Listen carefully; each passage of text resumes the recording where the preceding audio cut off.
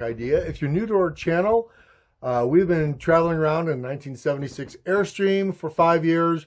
That include 2 of that years in Yellowstone National Park in winter.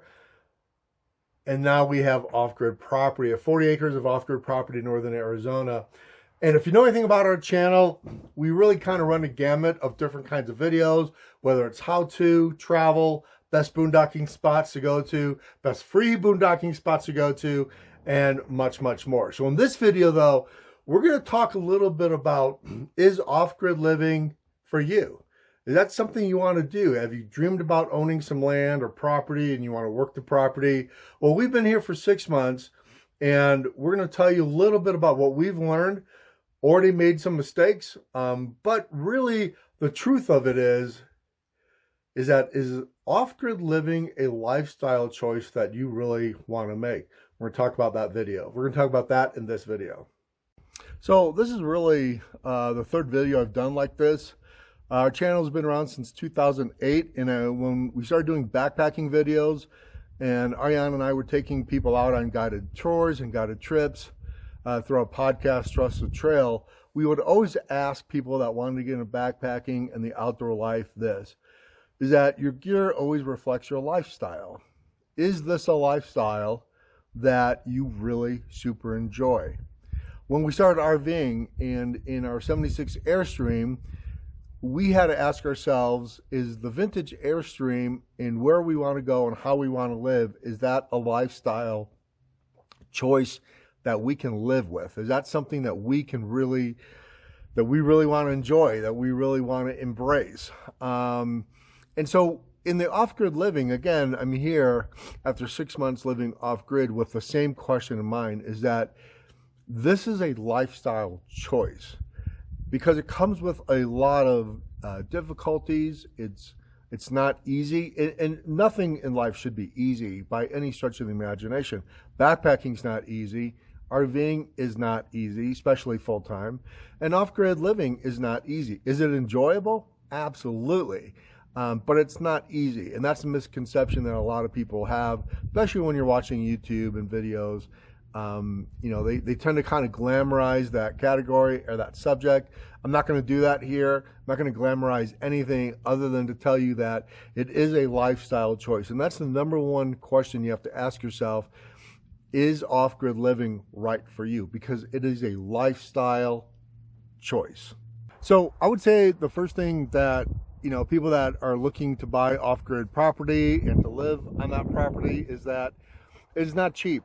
You have to build infrastructure. If you're buying land, raw land with nothing on it, you need shelter, water, electricity, and probably the most important thing is garbage and sewage and what you're going to do with that. Now, yeah, a lot of people just pull their trailer up and live on the land, but if you really want to make the land your home and you're looking to grow food, to be self-sustainable, to literally live off that piece of land of which you buy, there's going to be things you're going to need, and you're going to need tools.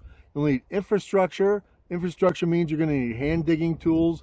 You might have to rent an excavator. You might have to rent a bobcat. You know, you need a lot of gardening tools. You're going to need a lot of things to build that infrastructure so you can live off that land. So for people to think that off-grid living is, oh, it's cheap, I can just live off the land. Well, that's not exactly the way it works. You know, getting water once a week, you know, maybe sometimes multiple times a week, it takes a lot of time. It takes a lot of resources.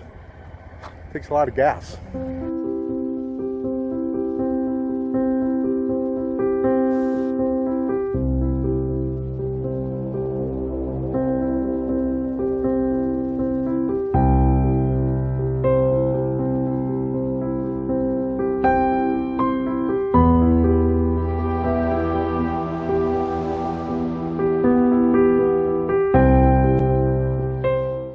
Yeah, I would say in the beginning when you buy off-grid property for the first time, there's a certain realization that you're going to have to come to, and that as much as you want to build and you want to do things and you want to live off your land, the truth is that there's going to be some compromises and sacrifices that you're going to have to be willing to make. Not everything is going to be easy, and certainly not everything is going to go according to plan. We never built this Airstream to be in winter, but yet here in northern Arizona, when it got down to 12 degrees one night, that was cold. We never ever anticipated the Airstream being in this cold of weather. And that's one of the things that you have to realize, that no matter where you go, you are subject to Mother Nature. And Mother Nature doesn't really care about your plans. So, you might be too cold one day, you might be too warm the next day. I mean, the amenities that you think you're going to have living off grid, especially if you're going to live in a trailer or in an RV, you're still subject to Mother Nature, and you're still going to have things that you're going to have to deal with. So, the off-grid living you have to know right away that this is a lifestyle choice, and you're going to have to be adaptable to Mother Nature and things that come your way. And that's the beauty part of off-grid living, is that, it's a beautiful teaching experience, but again, your lifestyle has to encompass all of those things that come with your off-grid property. For example, when we built the Airstream, we put the little cubic grizzly in there. I never thought in my wildest dreams we would be using that every single night. But living up in northern Arizona this winter, that's exactly what we've had to do. That means you're going to have to chop wood every day. You're going to have to clean the flue out probably every 10 to 12 days. At least ours is, because we've got that elbow in it right there.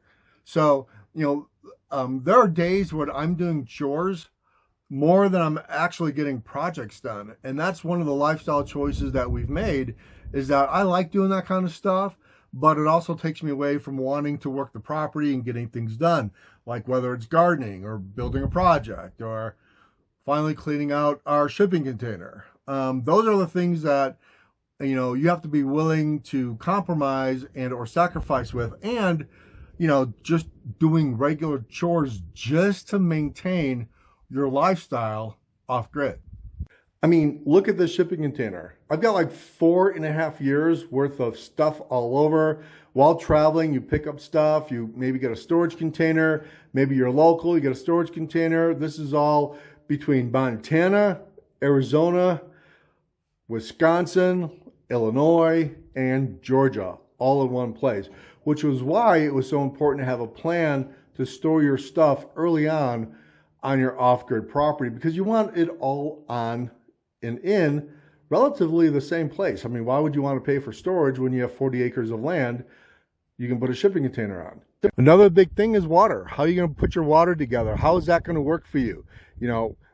How are you going to maintain water all the time, take showers, do laundry, do the dishes, and just basic water needs that you're going to have to be prepared to do? And that in of itself can be a chore. I mean, going to get water, that's a chore.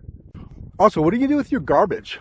One of the first projects we did was build these composting bins, so we could start composting, and we could start, gardening and putting away our waste. That's one of the biggest things I don't see on YouTube, is when you first buy off-grid property, what do you do about all of your garbage, your food waste, your cardboard boxes? Do you have a plan to get rid of those things? That's hugely important when you buy raw land, to be able to dispose your food waste, cardboard, other products you're going to get from UPS and FedEx to get delivered to your property, if you even have an address. So if your friends come out to visit you on your property, we have some YouTube friends that are boondocking on our property for a week, how to supply them water, how to, get them water so they could be on the property too. So, there's always water issues to think about. There's always infrastructure needs that you're going to have. And that, my friends, is a huge lifestyle choice. How much do you need? How much solar are you going to have? How much water do you need? Things like that. Do you take showers every day? Take showers once a week? Take showers every other day? Those are all lifestyle choices that are going to determine your infrastructure, especially when you first get on your property. How much electricity do you? Are you a TV watcher? Do you have Starlink like we do? That's some electrical demand. So, you always work backwards from your off-grid property to what your lifestyle demands are, and then work backwards to figure out what you're going to need as far as infrastructure.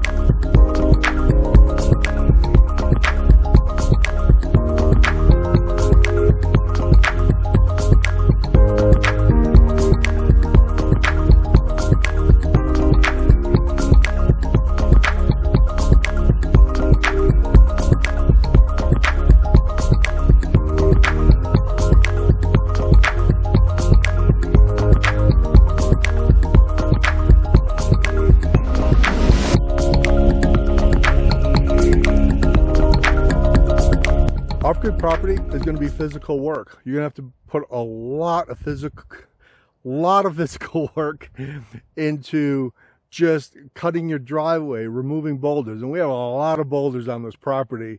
I can't even tell how many big boulders I've lifted out of the ground. So you're also, it helps if you can MacGyver things, you know, because off-grid means off-grid. It doesn't mean right next door to Walmart or, you know, amenities like hardware stores, plumbing stores, electrical stores. So most of your life is going to be spent away from everybody. So the more you can do yourself without having to pay somebody, the better off you're going to be. So if you're not good at MacGyvering things, you're probably going to spend a little bit more money having someone come out and do the things for you that you should be able to, or eventually learn how to do yourself. So the one thing about is off-grid living for you is that you better have a budget, and you better really kind of learn how to do things as cheaply and as frugal as possible, because the cost can come up very quickly. And that's one of the things I don't really see that much on YouTube, is the cost of off-grid living, because nothing, absolutely nothing, is free. So I think in, you know, the years that I did, you know, I backpacked thousands of miles of trails in this country, and you know, I've never met two backpackers that were exactly alike, that carried the same gear, the same style. They had the same, you know, trail ethic, and slept in the same type of tent. And that's with RVing too. In all the miles we traveled in the Airstream and met people all over the world, the country, I've never met two RVers exactly the same. And I would imagine that with all the other people I've met out here that are homesteading, that live off grid, not one or two of them are exactly the same. They don't garden the same way. They don't homestead the same way. So it's really about lifestyle, and it's about how you can adapt and to adapt to change and your environment and weather, and all the things that Mother Nature throws at you on your homestead. It's going to be about you and how you adapt at the end of the day. So I hope you guys got something out of this video, especially for people that are looking to maybe go off grid or buy some land, which is beautiful. It just, you know, anybody can throw money at stuff, but off-grid living isn't necessarily that way. You can throw money at an RV, you can throw money at backpacking gear. It's kind of hard to throw money at a giant piece of land, which is why we haven't built anything yet. You know, I don't know anything about really our adventure and what our journey is going to be, which is why I hope you guys stay with us. I'm like the little kid walking around, following all the people that have been homesteading out here for, you know, 10, 20 years. Those are the people I listen to. I listen to the people that are successful and that can teach me.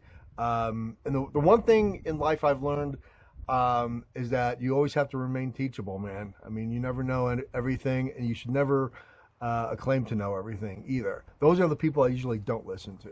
So anyway, you guys, thanks for watching. If you have any questions about our journey or our homestead or our 40 acres of land, go ahead and comment. Love to hear from you guys.